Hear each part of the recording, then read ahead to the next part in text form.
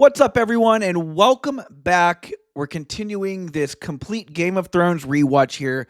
Gonna do a quicker one this time here for season 3, where I pick the top 5 episodes, the 5 best episodes from season 3. Again, I'm going back and rewatching all 73 episodes of Game of Thrones. I have a little goofy experiment I want to do at the end of it, and each season, like even season 7 and season 8, the top 5 episodes. I know that's dangerous there with those last two. Season 7's not that bad. I actually already finished it. I just got to get these videos out for each season. Season 7 not as bad as season 8, but boy, picking 5 episodes there from the last season's tough. But let's not get ahead of ourselves here. In this video here, I'm just going to briefly go through the top 5 episodes of season 3. Okay, number 5. It's the season finale. Mhysa. It is the first episode after the Red Wedding, and right at the very beginning, we get to see the aftermath of what happens inside the wedding hall there with Grey Wind's head sewed to Robb's body.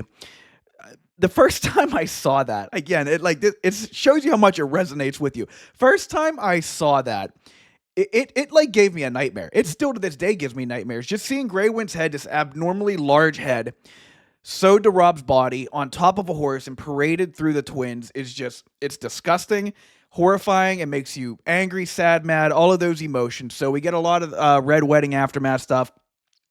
Interesting little story there between Roose Bolton and Walder Frey. Walder Frey, he just wants every attaboy and pat on the back that old man can possibly get. Roose shares the story about what happens with Theon, and then they really just move on from there.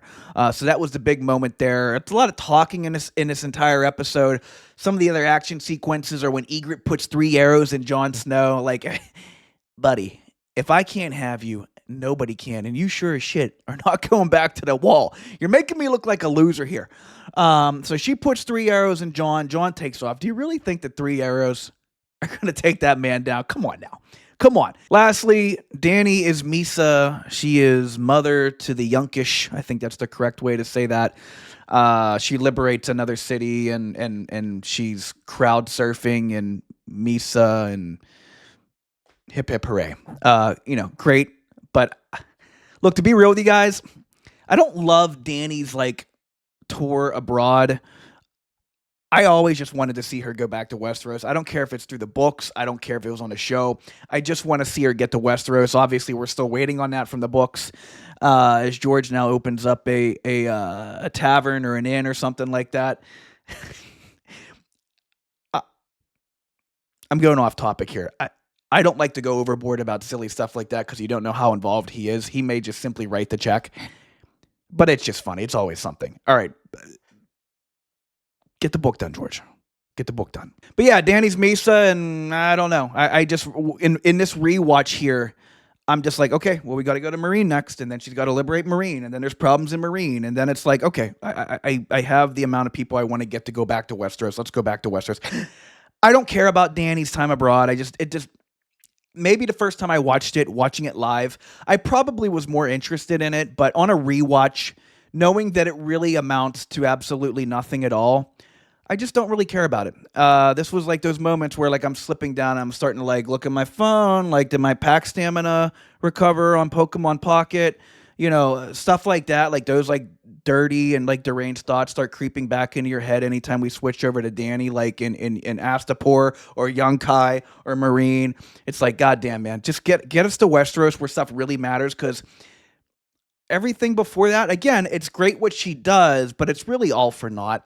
She just packs up and leaves, and that's really about it. So again, great for her, but these aren't some of my favorite Dany moments. There's not many great moments when Dany makes it to Westeros either. So we'll go to the next episode. Okay, episode number 4, The Climb.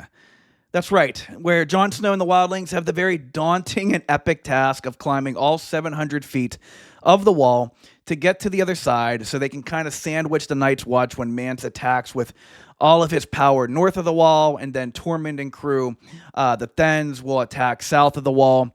You could not pay me enough money. I would not even consider climbing like a tenth of the wall. There it looks to be nothing fun or rewarding about scaling that thing. It's absolutely remarkable that there's no other option or alternative route to go around the wall. Like, I don't know, like snorkel and try to get around Eastwatch. Whatever the case is, like that being the answer is so unappealing to me. And just even knowing, like, recalling like what happens, who falls, who makes it, who doesn't, it still made me nervous watching that episode. I wouldn't say like I'm afraid of heights, but like I'm kind of afraid of heights to where like just watching that gives me anxiety. The other moment I want to bring up from this episode is between Varys and Littlefinger. The chaos is a ladder dialogue. Look, Adam Schefter has Ian Rappaport. Woj and Shams were once a thing when Woj was an NBA insider. The Westerosi version of that is Varys and Littlefinger. They have had some epic verbal duels, sparring, battle of whispers and secrets over the seasons. And unless I'm mistaken, it's all starting to blur now that I've finished a rewatch. I think this is, if not one of, maybe the last conversation they have together on screen, unless I'm misremembering that. Varys thinks that he has Littlefinger, but when it comes around, Littlefinger has officially checkmated Varys. Littlefinger finds out that Varys had turned Ros, found out that there were 2 beds on the boat that Littlefinger was going to leave King's Landing in to go to the Vale, and naturally goes and tells Olenna. Olenna knows that Sansa's going to make the getaway, so she hurries up and has Sansa betrothed to Loras, okay? Littlefinger gets wind of this. Littlefinger plants Oliver. That dude's all over the place around this like season 3, 4, 5 arc. He's sleeping with Loras. He finds out the secret. He goes and runs that up the chain of command. Tywin finds out about it and completely squashes it, and that is whenever he has Sansa married to Tyrion. Thus, Littlefinger obviously knowing who the rat was, and then you see what happens to Ros. She, unfortunately, is the victim of Joffrey and his crossbow. Again, just an amazing battle, and it all comes to fruition there at the end of the episode whenever Littlefinger is explaining that chaos is a ladder, because Varys says it's an empty pit. No, it's a ladder, right? Thus, again, kind of like Littlefinger really getting the ultimate checkmate on Varys as, yeah, I guess that would be the last conversation they had together on screen. Let me know in the comments if I maybe they speak again like an episode or 2 later. Number 3, Kissed by Fire. It's the 5th episode this 3rd season. And there's a couple different ways you can take the meaning for the title of this episode. For starters, it starts off with Beric fighting the Hound. Beric, of course, lights his sword on fire there as he fights for the Lord of Light. The Hound is scared of fire. The Hound ultimately kills him. Thoros brings Beric back. So that's one way to look at it. Great fight, by the way. Awesome fight. The other way to look at it is that Jon and Ygritte go inside the cave. And you know what happens after that. Jon Snow, that proper lover. Again, kissed by fire. Ygritte has red hair. So I don't know. There's a couple different ways to take the meaning of this episode.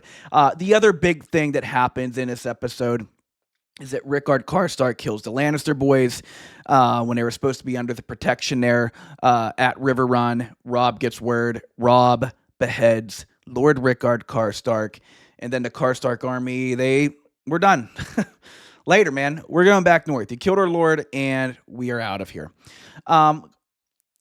Did Robb do the right thing there? Now, Karstark's actions certainly, dictate a very, very aggressive or strong move from Robb. But when you consider where they're at, in the middle of the war, I need every soldier that I can get, because now the Lannisters, they defeated Stannis, they have the Tyrells, they have the Reach under their thumb for the most part. Do we really want to, piss off a large group of our northern forces? He goes straight, full measure, cuts off his head, everyone leaves. I think it's probably a better idea to keep him prisoner throughout the duration of the war.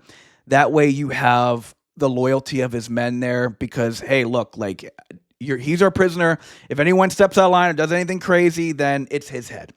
Okay, so you could certainly keep him prisoner, and then once the war's over, I don't know, do what you want. If you want to behead him, then fine. If you want to send him to the Night's Watch, fine. If you want to let him choose, fine. Why not? beheading him there was probably a bad call, because again, you just weakened your overall army. I think the better move there was to keep him prisoner. Number 2, and now his watch has ended. There's 2 humongous moments in this episode.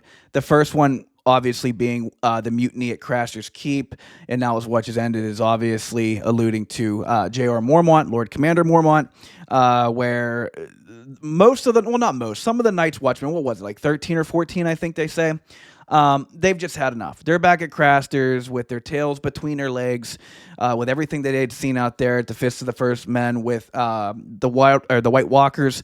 They're back at Craster's. Craster's doing what he always does. He completely shits on them. He belittles them. He gives them crap food. Don't look at my daughters / wives. Like, go out in the cold. Like, he really welcomes it on himself, which is remarkable when you consider that he's outnumbered by a lot, by a humongous margin. He's outnumbered. You'd think he'd watch what he'd say just like a little bit, maybe sugarcoat stuff a little bit more, but not this man. This man is from the real north, and he just eventually went too far, because I tell you what, you pissed off the wrong dude from King's Landing. No, not Tywin. No, not Joffrey. Not Jaime Lannister before he lost his hand. I'm talking about Carl fucking Tanner from Gin Alley. This guy is amazing. I don't like him. I would not follow him. I did not support his turncloak actions there at Craster's Keep. But goddamn, the actor that plays Carl Tanner is so good. He's very unlikable, but at the same time, he is so just villainous that it's hard to look away. And his accent is phenomenal. The guy is a proper villain, and they did a good job. I mean, that's the first time we see him. Of course, we don't see him before that. We don't see him going north of the wall. We only see him now. I guess they realized that, hey, we've got to have a really strong voice here to be the leader of the mutineers, because it certainly can't be Rast. The other part I wanted to bring up in this episode is obviously how it ends. I would be remiss if I did not bring up Dany's final negotiations there, giving up Drogon in exchange for the 8,000 Unsullied to the slave master. I'll just call him Kraz. I can't remember what his full name is, but the guy's been insulting her the entire time. In these couple episodes leading up to this. Unbeknownst to him, Dany understands Valyrian, so she's understood every single one of these insults that he's directed towards her, and they've been pretty brutal insults. We don't need the Melisandre translation, but yeah, Dany's understood the whole time. And guys, guess what? She's not dumb. Well, not yet, at least. They make her dumb at the end of the show, but she's not dumb yet. And she is, by no stretch of the imagination, she's going to be giving away Drogon for these. In fact, she's not going to give any of her dragons away. And then once she's ready, Drogon goes up, Dracarys, and we'll see you later, Kraz. You're done, buddy. Your watch is now ended as well, my friend. And then Dany marches off with her new army here. It's really like the biggest gain she makes in her army to date. She instantly just levels up and adds 8,000 Unsullied to her ranks, and it's a pretty big transaction for her. In the number 1 episode for season 3 of Game of Thrones, to nobody's surprise, is episode number 9, The Rains of Castamere. It is the Red Wedding. No hot take here, guys. I don't have anything for you. It's like, you know what? It's actually like number 3 or 4 this season. I really liked a lot of the Jaime stuff, traveling on the road with Brienne and what's that guy from the Dreadfort's name? Locke. That actually was probably some of my most favorite stuff. Harrenhal. I just can't get enough of Harrenhal. Do you ever see Harrenhal before on your screens? No hot takes here, guys. It is the best. It holds up incredibly well. 10, 11 years later after it originally aired, it still looks great. The pacing's still phenomenal. There's a lot of other stuff that actually happens in the episode with other characters that I forgot about. We get Robb and Talisa in front of Walder, and he makes it as uncomfortable as you would expect. Robb, of course, has to essentially grovel and ask for his forgiveness, and Walder just throws these look, the guy's just throwing 100 miles per hour at this point. The man knows how to insult people. He knows how to take a dig at somebody. He knows how to hold on to a grudge and then turn that around into an insult the first opportunity he gets. And he does a great job with it. Obviously, the action picks up whenever they get inside the wedding hall. They carry Edmure away off to his wedding chamber with Rosalind Frey. And it's just funny whenever you see her, because even like Robb, I think they make it almost look like it glosses over Robb's eyes, where he's like, oh damn, there actually was like a pretty like good looking Frey girl. Like maybe I wasn't doomed after all. Like I could have picked one of them and we wouldn't be in this really awkward situation right now, because it's like they've had that conversation, Edmure and Robb, leading up to that, where it's like, do I get to look at them before? Do I get to pick which one? Like, are there any good looking ones? They bring that up multiple times, whether it's Robb or whether it's Edmure. And then they show her, and Edmure, you can just tell he's like very, very happy and pleased with the situation there. These are a great arrangements all of a sudden. Now, back at Riverrun, he was pissed off at Robb. He's like, why do I have to do this when you're the one that broke your oath? Everybody's happy now. Okay. Edmure approves of Rosalind. You can even see Robb on there. He's like, well, where did she come from? Okay, well, that's when things start to get very interesting, because they get carried off and away, and then that's whenever they start playing the Rains of Castamere. And Kat's really the only one that like picks up like on this like really, really subtle choice in DJing there from the Frey Orchestra. And then the next big giveaway is a conversation that she has with Roose Bolton. Roose, who is an odd guy to begin with leading up to this point, is acting extra peculiar in walking away, then coming back. And then he's not drinking. Well, why aren't you drinking? And then he just pulls the sleeve up and you see the chainmail underneath. And it's like, holy shit, dude. Holy shit. Like if your heart wasn't racing already and your spidey senses weren't tingling already, that certainly should have pushed you over the edge if you have any type of sense about you at all. Yeah, and then that's about it. I mean, again, it's brutal, it's gory, it makes you feel angry, and then it makes you feel sad. Like when you see what happens to Grey Wind, and they just stick like 6 or 7 crossbows like through the rungs of the like the little kennel that he's in, and then you hear like that final whimper. Oh man, it's tough. It's tough. And Arya's watching the whole thing, and you see like the last look on the wolf's face. Grey Wind's now down. Like the animal stuff is arguably as sad as anything else that happens here, whether it's a wolf or whether it's a dragon. It's just, it hurts so much more. And then, of course, you get Roose steps up and does the Jaime Lannister, sends his regards and puts a sword through Robb. That's it. And then Cat just rips open the throat of Lord Walder's wife and lets out a just like an absolute just like shrill of a scream. And then she gets her throat slit. Again, it's all well done. Holds up very well. I still felt like that emotion inside me leading up to that moment where I'm like, holy shit, man. Like, I know what's going to happen here, but I'm still nervous to see how it all takes place. Like, it just sucks. So that is the mark of a great episode. It's the mark of a great moment. Again, all these years later, after knowing what happens, it still hits. It still resonates, and it still makes you feel something. So that is, without a doubt, the number 1 episode of season 3. So that's season 3. Overall, great, phenomenal season. Holds up very well. I think the highlights of season 3 are really Tywin now being in King's Landing, to see all of the shenanigans and the stupidity that his family gets themselves into, like when he's not there. It's really bad, but it's even still like they still get into dumb stuff. Tyrion, Cersei, you name it. Even when he's there, Joffrey, right? Now, Tywin being there changes everything, okay? Because we get that instant feedback there from the patriarch, really, of the family. And it creates a lot of interesting and fun, unique, awkward moments.